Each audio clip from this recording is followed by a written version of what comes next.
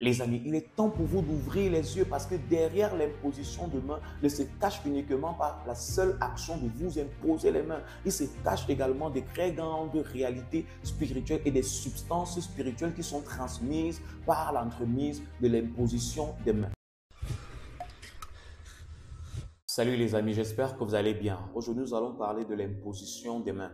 Même si la pratique réputée dans les communautés n'a qu'un versant bénin ou alors un versant de positivité, il est temps également pour vous de découvrir ce qui pourrait bien se cacher derrière la pratique.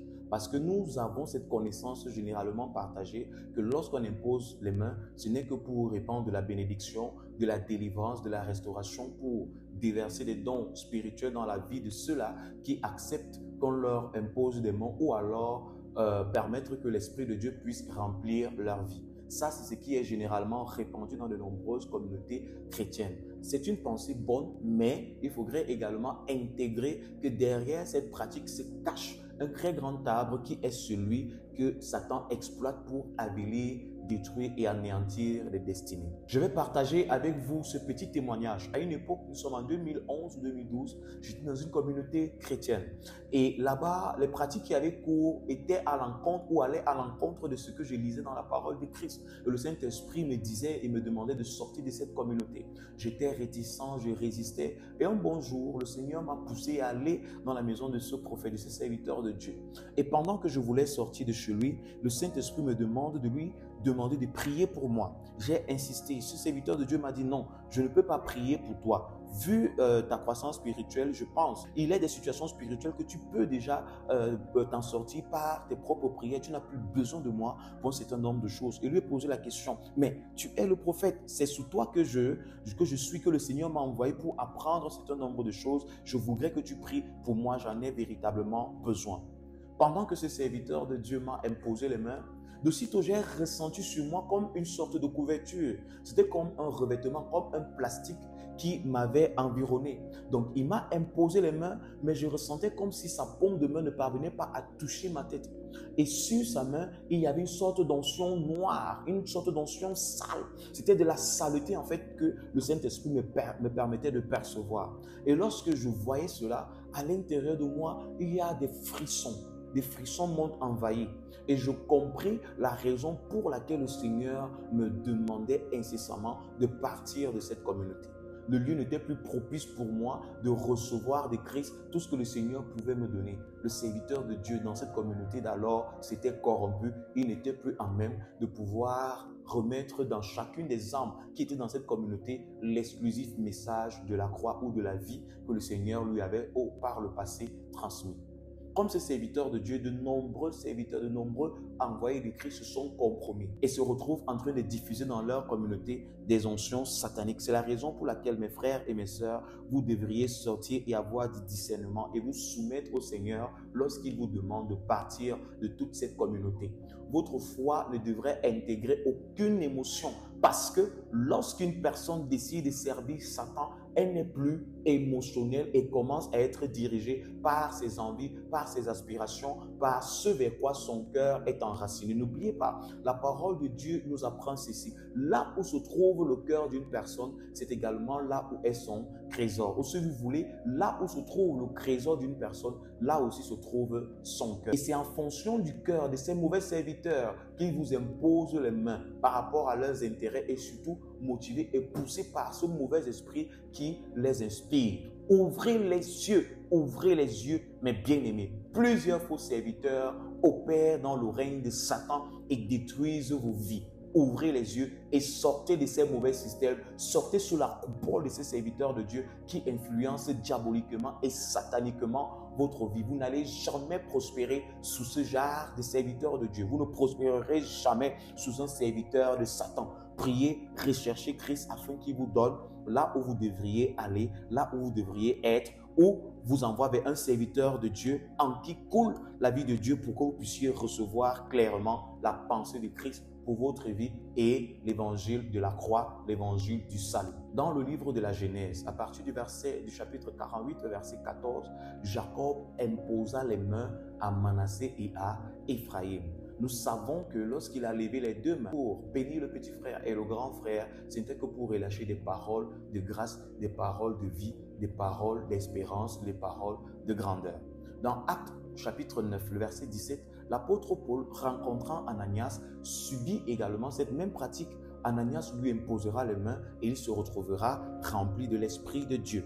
Ça, c'est ce qui s'est passé. Et plusieurs références scripturaires renvoient uniquement à ces actions-là. Mais sauf que nous vivons dans une génération où l'ennemi a infiltré nos rangs et de nombreuses personnes passent par cette même pratique pour détruire des vies et ainsi déverser dans leur corps des démons qui viennent les posséder. Lisons ce que la Bible nous apprend dans Marc, le chapitre 16, du verset 17 au verset 18. Il est écrit ceci. « Voici les miracles qui accompagneront ceux qui auront cru en mon nom. Ils chasseront les démons, ils parleront de nouvelles langues, ils saisiront des serpents. S'ils boivent quelques breuvages mortels, il ne leur fera point de mal. Ils imposeront les mains aux malades et les malades seront guéris. » C'est ce que la parole de Dieu nous apprend. Ils imposeront les mains aux malades et les malades seront guéris. Mais pour qu'ils imposent les mains aux malades, il faudrait qu'ils aient cru au Christ pour que cette parole-là s'accomplisse pleinement et entièrement dans leur vie. Ça veut dire qu'il pourrait également y avoir des personnes qui imposent les mains aux malades sans avoir reçu le Seigneur dans leur vie, sans toutefois croire en Jésus-Christ, mais manifester des miracles, des prodiges ou des actions spirituelles, mais étant poussés et motivés par un tout autre esprit que celui de la parole de Dieu. Christ a donné une orientation ou une condition sine qua non. Il faudrait que ceux qui imposent les mains aient au préalable cru pour que nous acceptions leur céder nos vies, nos têtes, nos épaules ou une quelconque partie de notre corps pour recevoir par eux la prière. À côté de cette injonction que le Seigneur dresse, il faudrait que ceux qui imposent les mains aient cru en moi. L'apôtre Paul vient dresser une toute autre qui nous permet ici de comprendre réellement les raisons pour lesquelles nous devrions user du discernement et ne pas permettre à tout le monde de nous imposer les mains. Lisons cela dans 1 Timothée, le chapitre 5, à partir du verset 22.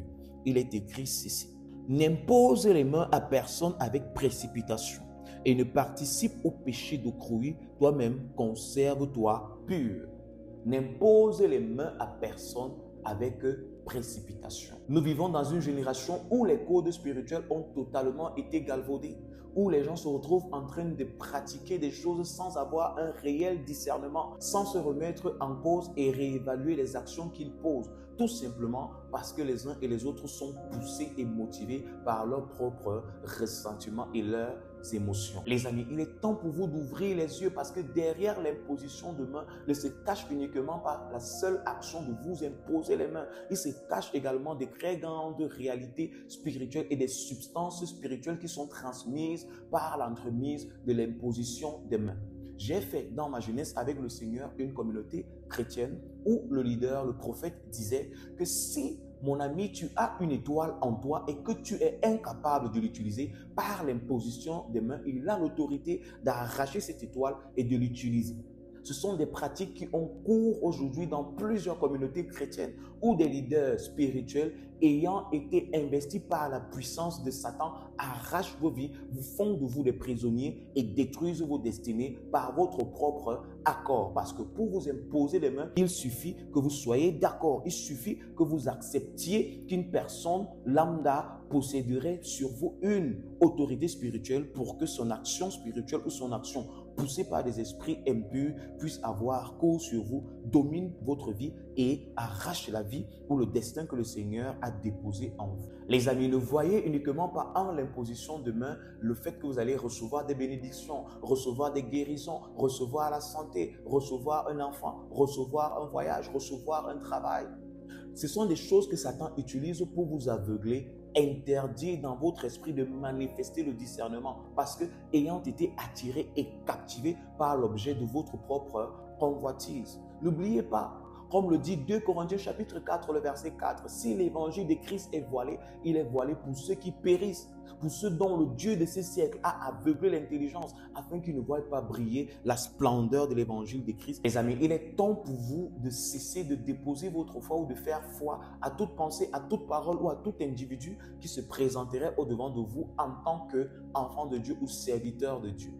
Les Lévites, pour leur purification, étaient appelés à imposer leur main sur un taureau pour déverser leur impureté et leur péché sur ce taureau en question. Lisons cela dans Nombre chapitre 8, à partir du verset 12. Il est écrit ceci. Nombre chapitre 8, verset 12. Les Lévites poseront leurs mains sur la tête des taureaux et tu offriras l'un en sacrifice d'expiation et l'autre en holocauste afin de faire l'expiation pour les Lévites. Les Lévites avaient besoin d'imposer leurs mains sur des taureaux afin d'être libérés de leur souillure. Ainsi, il existe plusieurs serviteurs de Dieu pour être libérés de leur saleté, ce qu'on appelle souvent malchance ou poisse, ont besoin d'imposer leurs mains sur vous afin de déverser ce que certaines personnes dans plusieurs doctrines appellent leur aura noacissique ou leur aura de malheur. Ils ont besoin de vos vies pures, saines, pour déverser sur vous leur saleté afin de se régaillardir.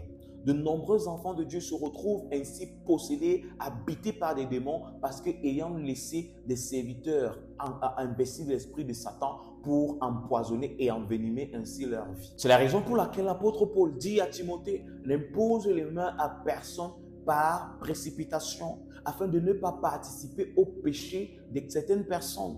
Conserve-toi toi-même pur. Quelle est l'identité de la personne qui t'impose les mains? Quelle est l'identité spirituelle de ton prophète, de ton apôtre, de ton pasteur? Il te montre une image, mais es-tu avec lui dans le secret? Sais-tu qu'une personne impudique, si elle vient t'imposer les mains, te transmet l'impudicité? Quelle est l'identité de celui qui vient vous imposer les mains? Il y a des serviteurs de Dieu, il y a également des serviteurs de Satan. Plusieurs faux envoyés se font appeler des prophètes, mais ce sont en réalité des personnes investies du pouvoir satanique dont la mission est de vous avilir, de vous appauvrir et d'arracher la vie de Dieu en vous. C'est aussi pourquoi, après un certain nombre d'impositions de mains, vous allez découvrir que votre vie spirituelle est en constante décroissance. Depuis que ces serviteurs de Dieu, ce soi-disant prophète, vous a imposé les mains, vous avez commencé à baisser spirituellement parce que ce n'est pas par l'Esprit de Dieu qui vous aura imposé les mains, mais par l'Esprit de Satan. Plusieurs faux employés de Dieu utilisent l'onction satanique et déversent en vous des démons, des esprits. C'est pourquoi après cette imposition de main, votre vie commence à découvrir un cycle de ténèbres. Parce que vous avez laissé des personnes influencées par Satan toucher votre vie. Les amis, usez des discernements. Usez des discernements. Sortez des susceptibilités. Sortez du fanatisme. C'est à cause du fanatisme que ces serviteurs envoyés par Satan détruisent vos vies, détruisent vos foyers, détruisent vos enfants. Sortez de l'émotivité. C'est à cause de l'émotivité que ces serviteurs de Dieu investissent en vous leurs esprits. C'est pourquoi ils vous disent souvent que en toi, je ne vois pas mon esprit. En toi, je ne reconnais pas mon esprit. Tu n'as pas mon esprit en toi. Il faudrait donc vous dépouiller de l'Esprit de Dieu et déposer dans vos vies la grâce de Satan. Les amis, sortez des pratiques, sortez des religions, sortez des mouvements religieux. Faites attention à la pratique de l'imposition des mains. Si un serviteur de Dieu est soumis à Satan, votre vie sera satanique. Si votre serviteur de Dieu, votre pasteur est impudique, vous allez entrer dans l'impudicité. Si votre pasteur vit dans l'immoralité sexuelle, vit dans des pratiques sataniques, vous deviendrez un immoral sexuel et vous deviendrez par ricochet un adepte des pratiques sataniques. Parce que l'imposition de main ne se fait pas par précipitation et ce n'est pas tout le monde qui doit vous imposer les mains. En tant qu'enfant de Dieu, faites savoir et manifester à quel camp vous appartenez. Vous appartenez au camp de Jésus-Christ. Il est donc de bon temps pour vous de revendiquer votre appartenance et surtout de clairement dire aux gens qui vous êtes. Vous êtes enfant de Dieu. Tout le monde n'a pas le droit de vous imposer les mains. Peu importe le prophète qu'il est, peu importe l'apôtre qu'il pourrait être, et il n'a pas le droit de vous imposer les mains si le Saint-Esprit ne met pas en votre cœur cette conviction. qu'on ne vous impose pas les mains n'importe comment. Que les serviteurs de Satan arrêtent de vous imposer les mains. Que les impudiques arrêtent de vous imposer les mains. Que les adeptes des pratiques sataniques arrêtent de vous imposer les mains. Que les adeptes des sectes religieuses arrêtent de vous imposer les mains. Votre tête n'est pas un dépotoir où toutes les substances spirituelles devraient y être déversées. Arrêtez et sortez de ces mouvements. Vous êtes enfants de Dieu, usez du discernement. La pratique est devenue tellement pernicieuse au point où plusieurs parmi ces faux serviteurs imposent les pieds. Quel est le verset biblique où la parole de Dieu demande d'imposer les pieds? Mais plusieurs vous imposent les pieds, vous imposent les têtes, vous imposent des parties vraiment répugnantes de leur corps pour vous montrer l'extravagance de leur spiritualité. Sortez donc, mes frères, de ces pratiques et recevez Jésus-Christ, recevez son évangile et marchez dans le discernement que donne l'Esprit de Dieu à tous ceux qui lui sont soumis. Les amis, merci d'avoir écouté ce message. Je vous invite à le partager tout autour de vous. Shalom.